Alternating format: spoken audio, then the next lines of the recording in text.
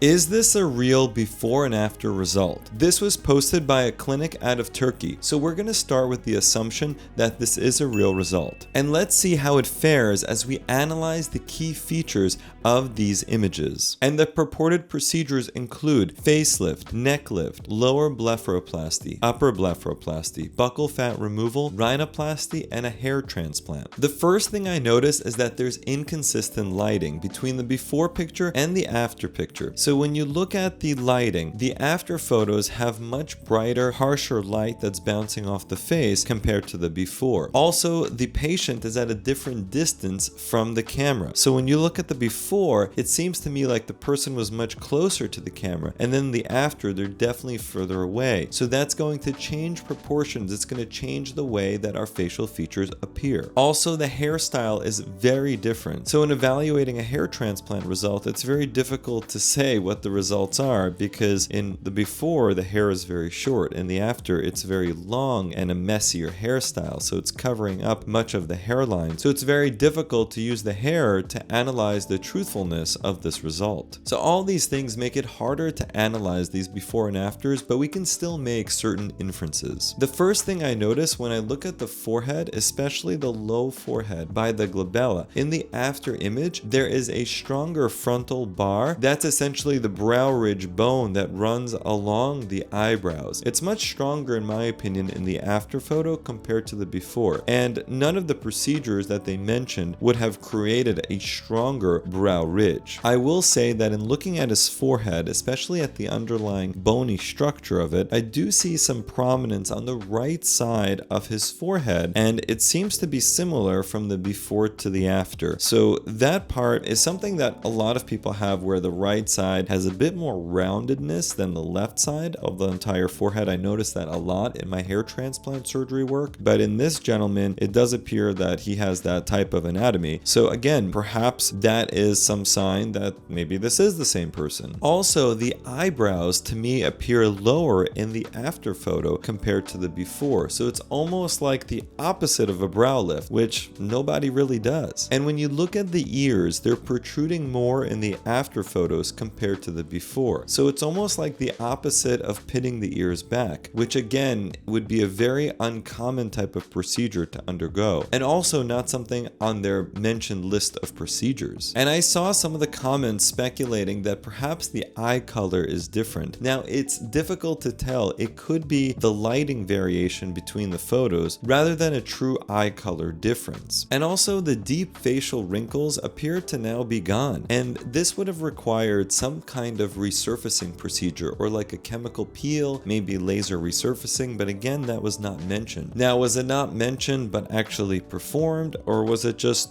not performed at all, and could this still be a different person? And the cheeks to me appear to have a lot more volume now. So when you look at the medial cheek and the lateral cheek, they're more full, and we know with the facelift you can potentially bring up to 2 to 3 cc's of volume into the lateral cheek, but usually the medial cheek doesn't just get much more full and round, so that would have required some kind of a cheek implant or perhaps some filler. And especially because in the preoperative state this gentleman had a depression on the left side of his cheek. Now, in order to resolve that, it would have had to been filled with something, so there again was no mention of any type of filler procedure performed. I don't know if maybe they did a fat transfer and just didn't mention it, or perhaps it was not done at all. But that again does not just correct itself with a facelift alone. Now, when I look at the nose, especially at the nasal base, we really have to look at the architecture of it. And because I do a lot of lip lift surgery, I'm always working at the base of the nose, so I'm very attuned to all those little variations that we all have. Now, when I look at the nasal base in the after photos, what I notice is that the ala,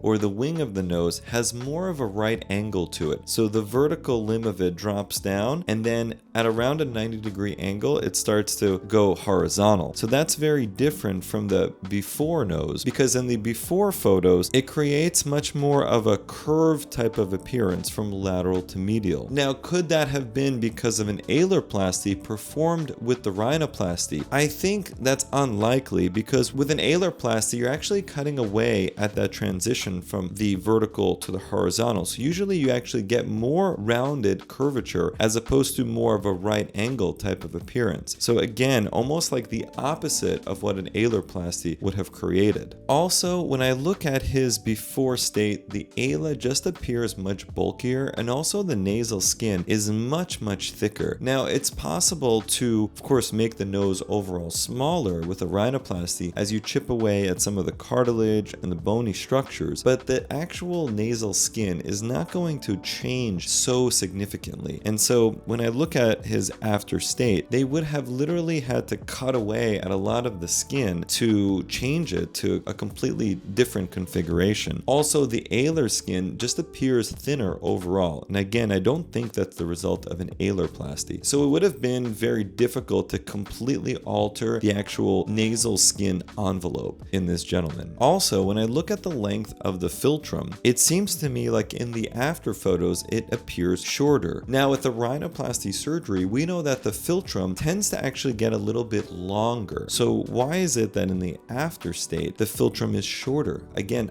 opposite of what we'd expect with this set of procedures. And there was no mention of a lip lift surgery, so there's no reason to think that his philtrum should have gotten shorter with the set of procedures outlined. And as we zoom in more into the actual lip architecture, we can see that the upper lip cupid's bow is different in the before compared to the after. It's much more defined in the after images. It looks a lot more youthful, and also the lower lip shape and volume is quite different. In the after photos, the lip appears almost to be fuller and rolled out. And also when we look at the lower cutaneous area, so the area underneath the lower red lip, the lip just looks flatter there. And that's something that's very difficult to do surgically. So again, in the before state, you can see more of this prominence of the lower cutaneous lip, and of course more wrinkles there. And in the after, all of that is completely corrected, and that would have been extremely difficult, and I don't even know which procedure he would have gotten to make that type of change. As far as I know, there's no specific surgery out there that's going to create this type of lip transformation. Now, when we look from the right profile view, what we can see is again this frontal bar prominence that is present in the after and not in the before. So unless he had some sort of an implant placed into this region, which again they didn't tell us he had, it would have been very odd for him to develop this type of frontal bar prominence after. And you can see now that in the after image, the eyebrows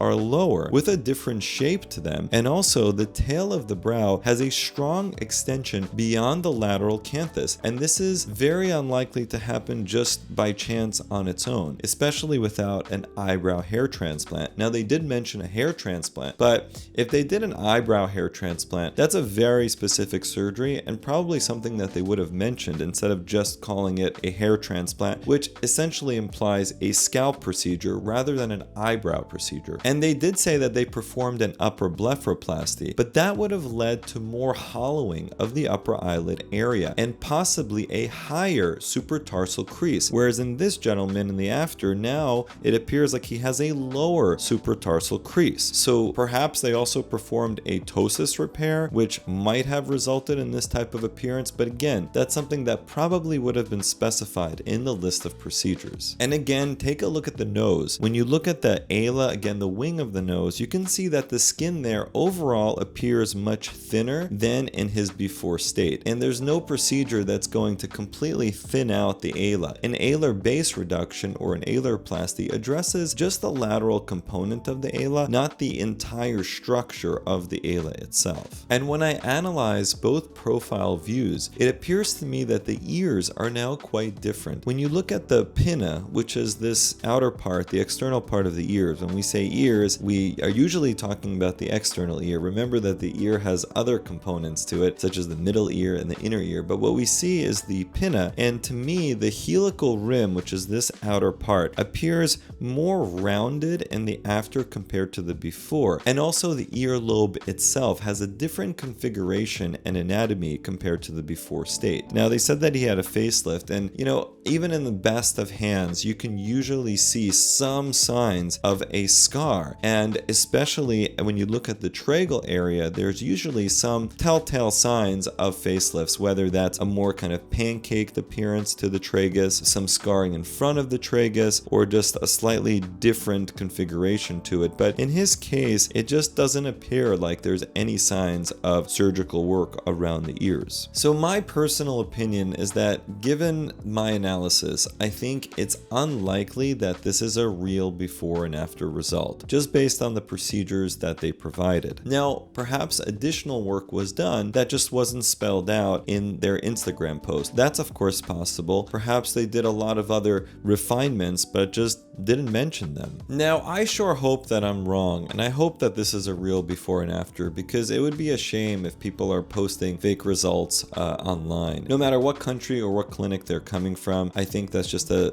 disservice to patients out there who might subject themselves to a surgery because they trust the clinic, but if in reality those results that they saw that convinced them to get a procedure, let's say, were fake, then of course that would be really bad and bad for the whole community. And with the advent of AI, I think we have to be so careful in assessing various results that we see online. And I think that this problem will continue to get worse and worse, where different places might be posting results that aren't completely factual, just essentially to generate more patients, more money at the expense of innocent people who are unsuspecting and maybe will fall into this type of trap. And I think when you do your research in trying to find a place that you can trust, I think you need to look for clinical videos. I think that's very important. I think photos can be quite deceiving sometimes, even again in the best of hands from the best places, because of different changes of lighting, and it is very difficult to always control those conditions, especially if you